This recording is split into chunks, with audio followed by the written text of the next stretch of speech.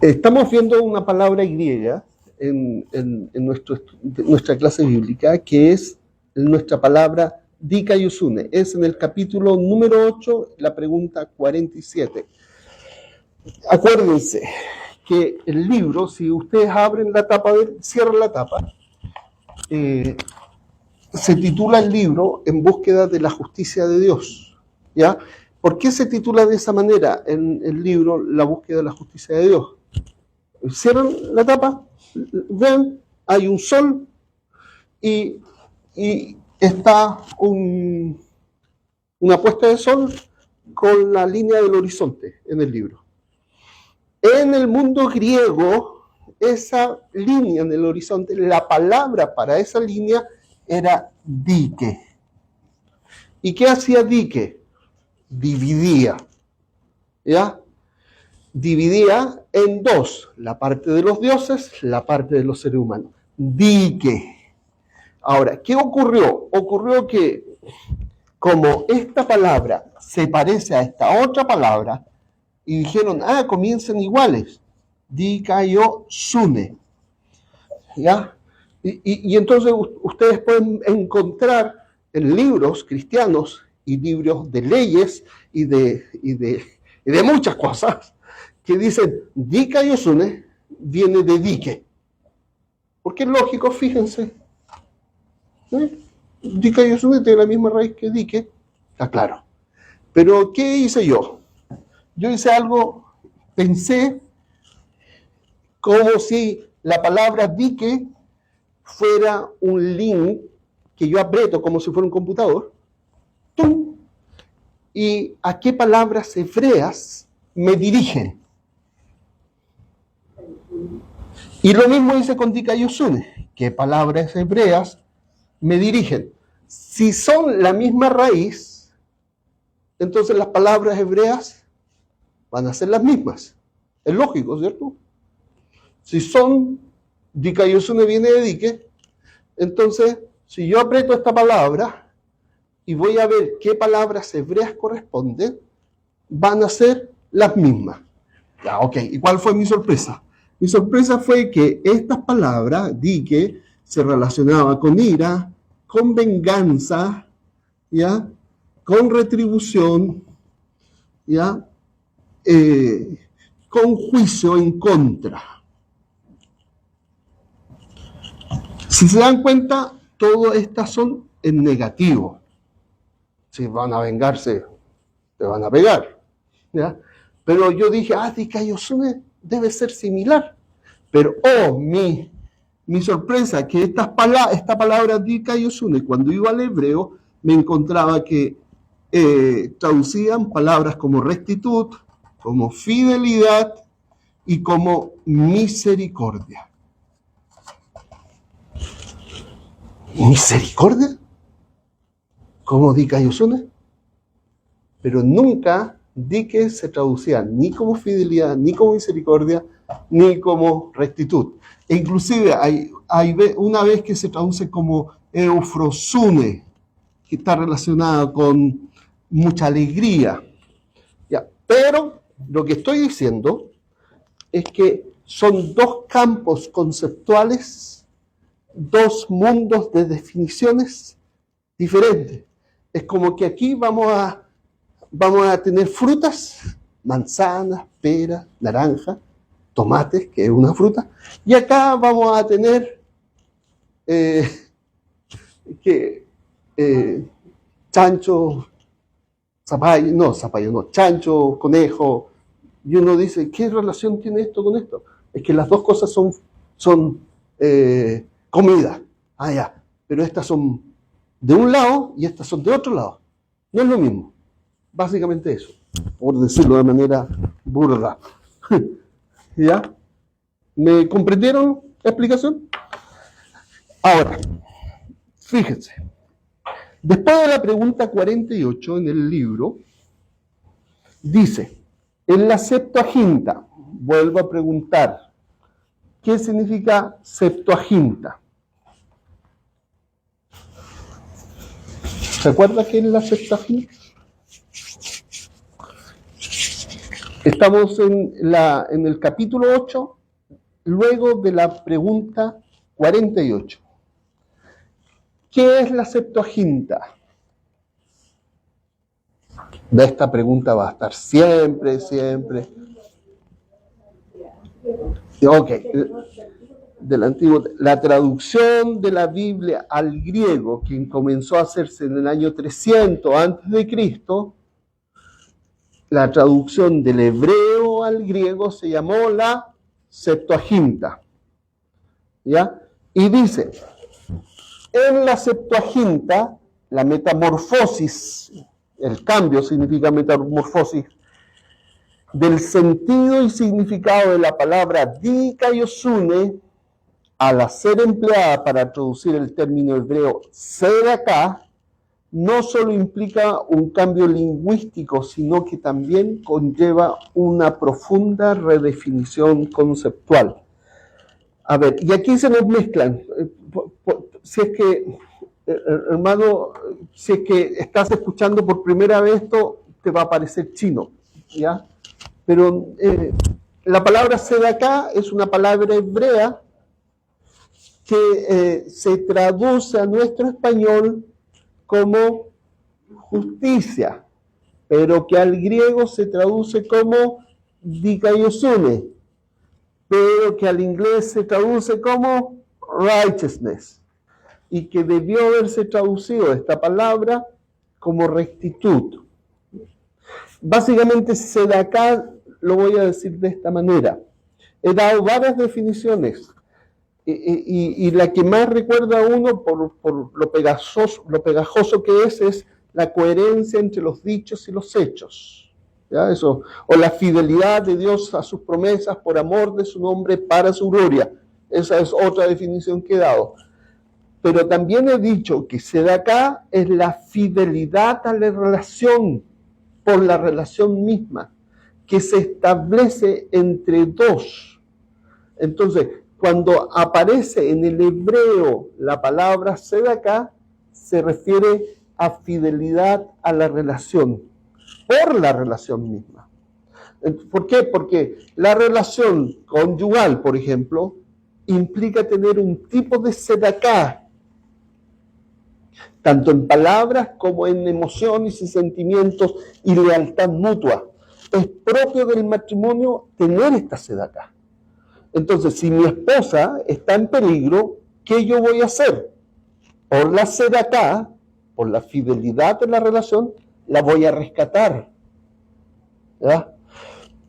Y entonces, la relación padre-hijo, cuando una mamá tiene un hijo, tú decías antes, lo único que uno quiere es que amen a su hijo. Y si aman a mi hijo, yo estoy feliz. ¿Ya?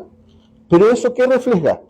Tu fidelidad a la relación que tienes con tu hijo. ¿Ya? Entonces, si yo, por ejemplo, a tu hijo o hija, ¿qué tiene hijo o hija, pastor? ¿Niña? ¿Niños? Ya. Si yo trato bien a tus hijos, tú dices, se puede confiar en él. Pero si los trato mal, ¿de qué país eres? Discúlpame. Nicaragua. ¿México? ¿Guerrero? Guerrero, igual que usted. No, tenía que ser el Chavo del 8. Se le va a salir lo guerrero que es si es que yo trato mal a su hijo. ¿Ya? ¿Por qué? Porque la relación entre usted como padre y usted como padre de su hijo va a tirarlo a hacer algo, lo va a llevar a proteger. Y esa fidelidad de la relación que nace desde adentro es sedaká. ¿Verdad? Y ahí debemos entender a Dios. Dios es el Dios de esa sedaká, de la fidelidad que ha establecido por gracia con nosotros. ¿Verdad? Y entonces, si se dan cuenta, podemos ver que estas palabras como rectitud, como fidelidad, como misericordia, pero cuadran perfectamente si entendemos la palabra hebrea sedaká como fidelidad a la relación que se establece con el que es de mi pertenencia. ¿Ya? Yo le pertenezco a Dios, tú le perteneces a Dios. Y la fidelidad que Dios ha establecido contigo, porque le perteneces por la relación que tienes con Él, eso es inquebrantable. Eso sucede acá. Y para disfrutar esa sedaká de Dios, esa fidelidad, en hebreo, sedaká, en griego, dikaiosune, lo único que tienes que hacer es creerle. ¿Ya? ¿Por qué? Porque si no le crees, estás llamando mentiroso. Así de tajante. ¿Alguna pregunta respecto a esto? ¿Ninguna pregunta?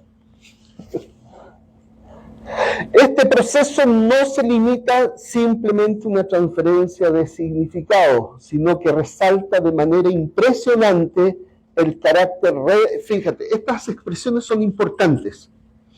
Si Dios es fiel a la relación que ha establecido con nosotros, entonces Él va a actuar como nuestro Redentor, Él va a actuar como nuestro Restaurador, Él va a actuar como nuestro Salvador y Libertador. ¿Por qué? Porque eso es la actuación de la sedaká de Dios.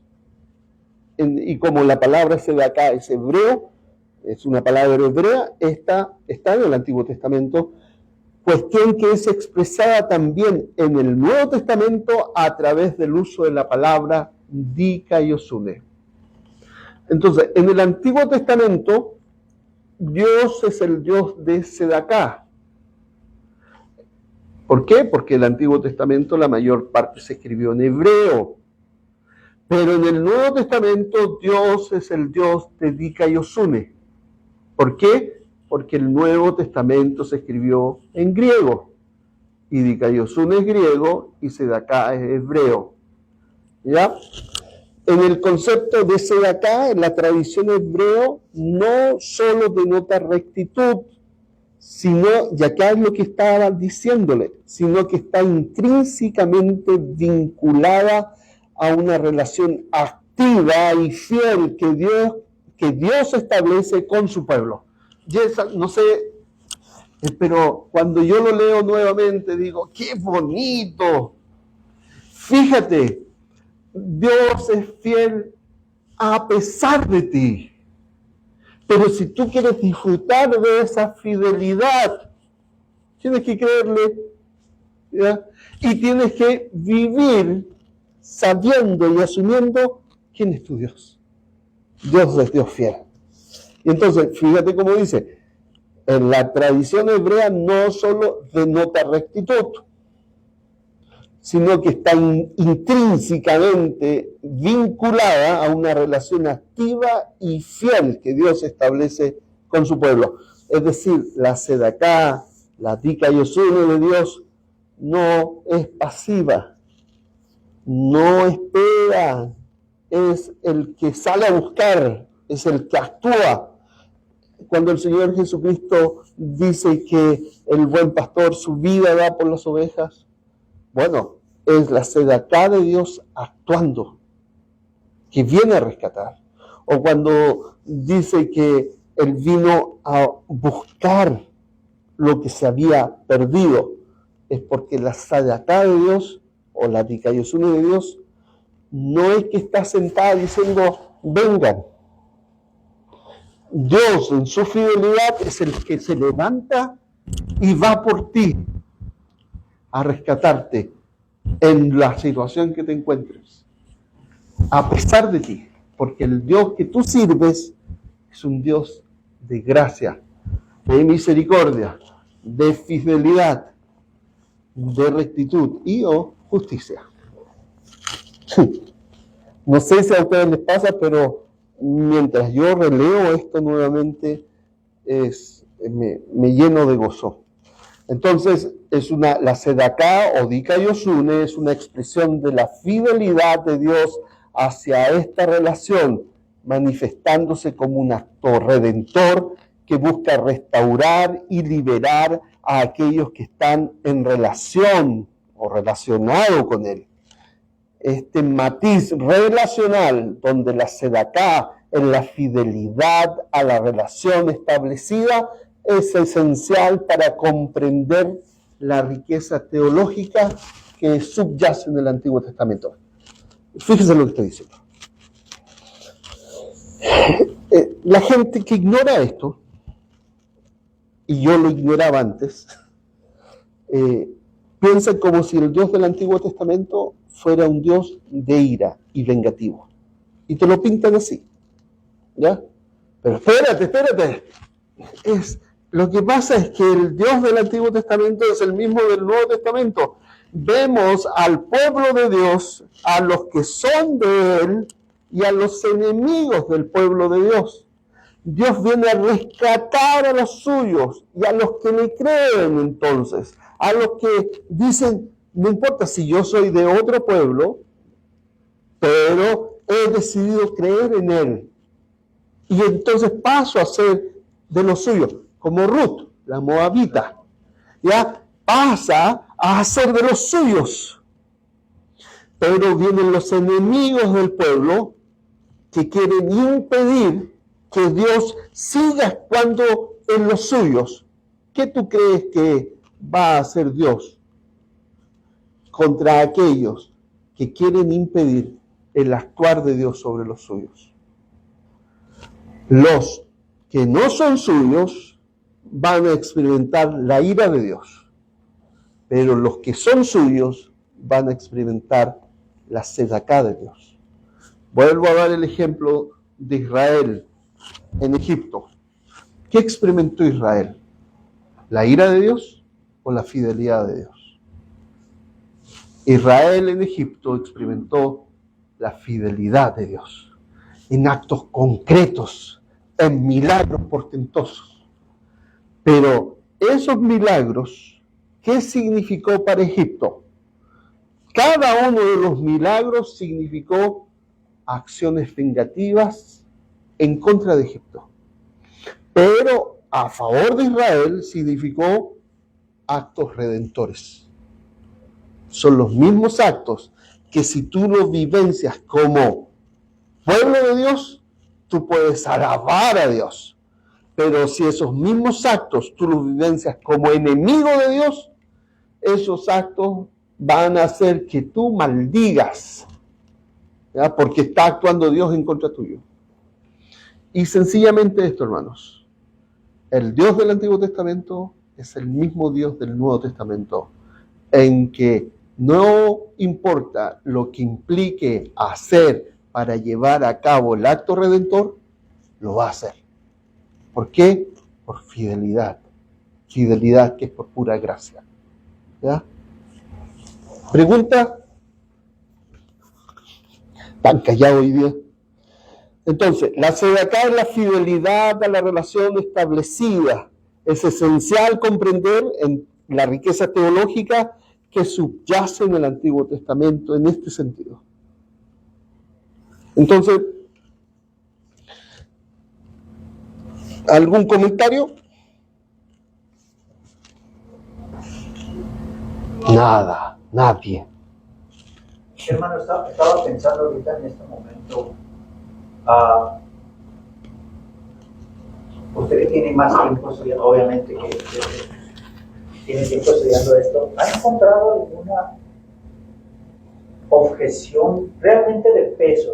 No de pronto alguien que quiera discutir con usted nomás, pero alguien, de pronto alguna objeción que de pronto también pudiéramos encontrarnos nosotros con alguien que nos preguntara?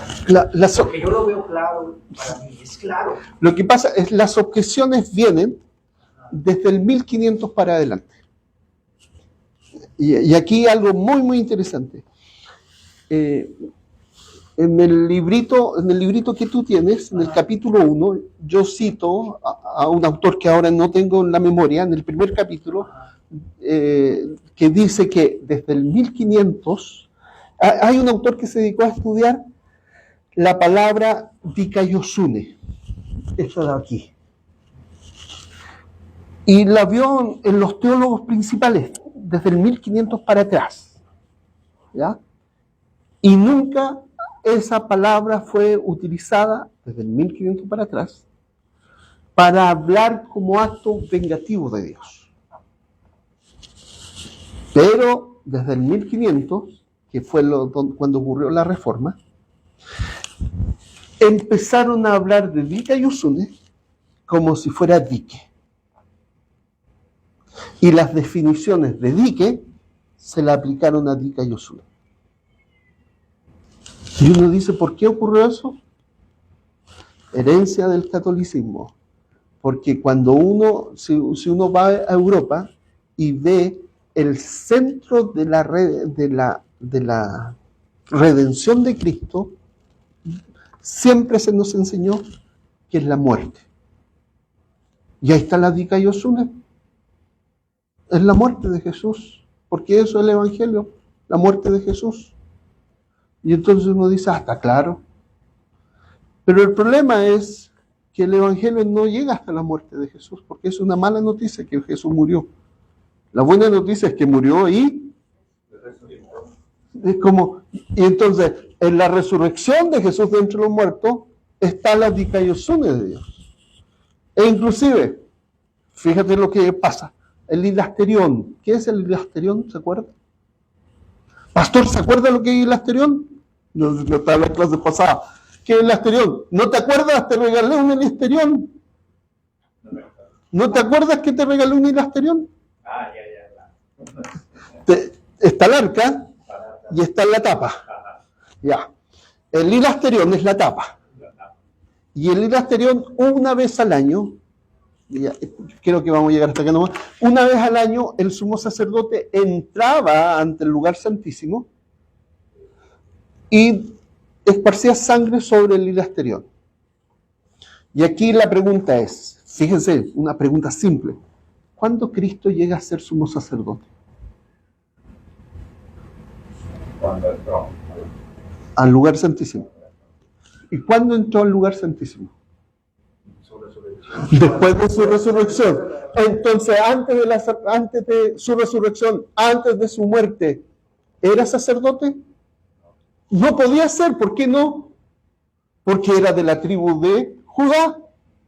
Y nadie de la tribu de Judá es sacerdote. Entonces, para ser sacerdote, tenía que morir y resucitar, y fue declarado sumo sacerdote no de acuerdo al orden de Aarón, sino de acuerdo al orden de, porque es un sacerdocio eterno. Y entonces, ¿dónde está la acción sumo sacerdotal de Cristo? En el cielo, cuando entra. ¿A dónde entra? Ante el trono de gracia. ¿Y cuál es el trono de gracia? El asterión. Y entró ante el asterión por su propia sangre, donde hace hilasmos, ¿ya? Hilasterión, hilasmos, donde nos cubre de su misericordia. ¿Ya? Fíjense, pero ¿qué hacen del 1500, la época de la Reforma? La sangre la explican solo en la cruz. Pero hay dos momentos de la sangre. Una en la cruz y otra cuando Él entra como sumo sacerdote ante la presencia de Dios por su propia sangre, como dice Hebreos 10:22. Y entonces ahí ese trono de gracia manifiesta, revela y estalla su Dika y Usune. Está cuadradito.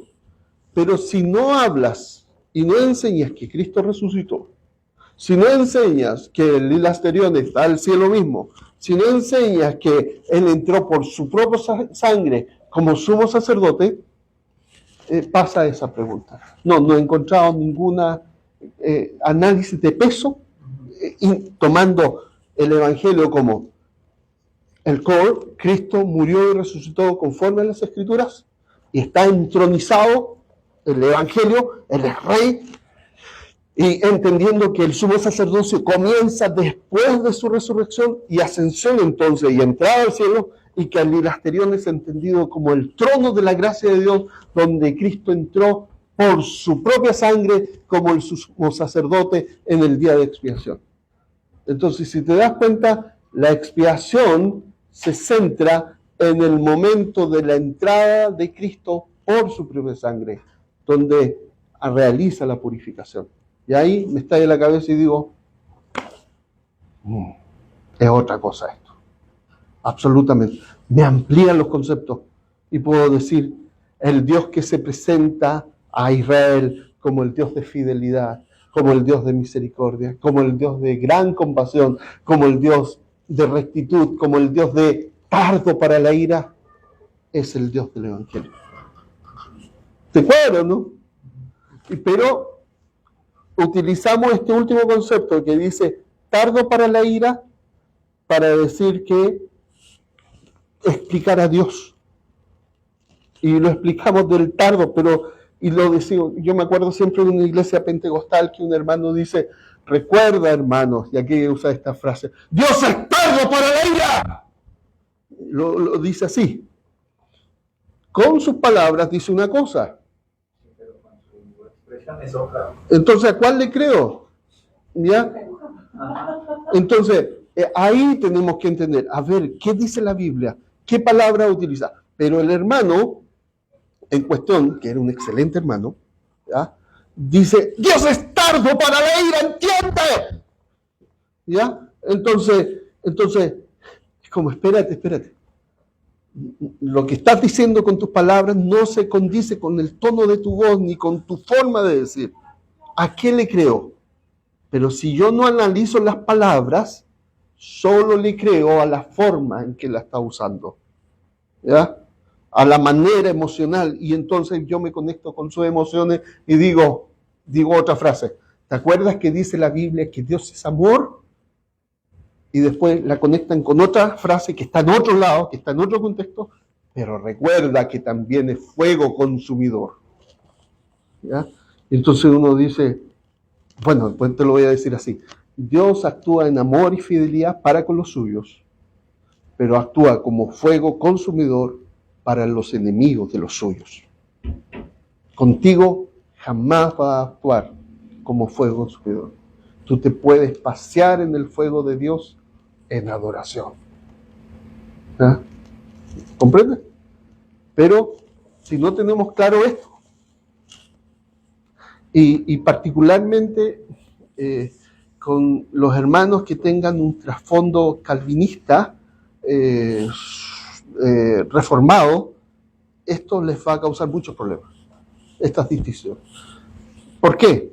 Porque van a utilizar las definiciones. ¿Te acuerdas que dije que dique era la línea del horizonte que distribuía la parte de los dioses y la parte del hombre?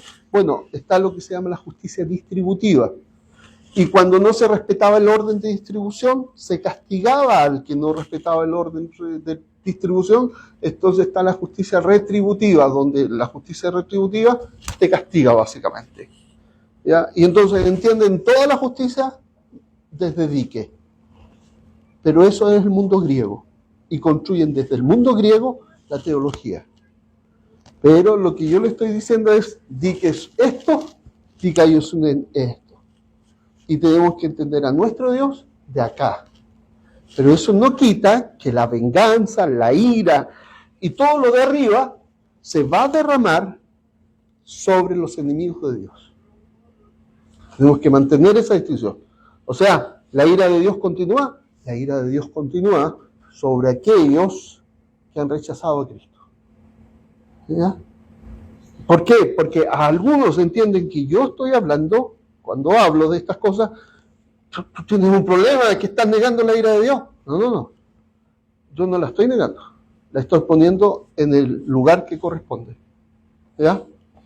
En el lugar que corresponde. No, por ejemplo, hay hermanos que no han asumido esto y tienen un concepto equivocado de Dios como Dios de ira, que cuando pecan están esperando el castigo de Dios. No, el pecado va a tener consecuencias que tienen que ver con la siembra y la cosecha, ¿ya? Pero no es la ira de Dios actuando sobre el hermano. Es un proceso de restauración que le está diciendo en base al amor, porque el que ama disciplina. pero no es desde la ira que Dios nos disciplina. Son conceptos totalmente diferentes. Y cuando pecamos, Dios quiere siempre restaurarnos, levantarnos, ¿ya? Pero el que no tiene a Dios, cuando él peca, la ira de Dios se va acumulando sobre él. ¿Ya? Ya, oremos. Ya, por favor, Miguel, Claro, ore. Padre Santo, gracias.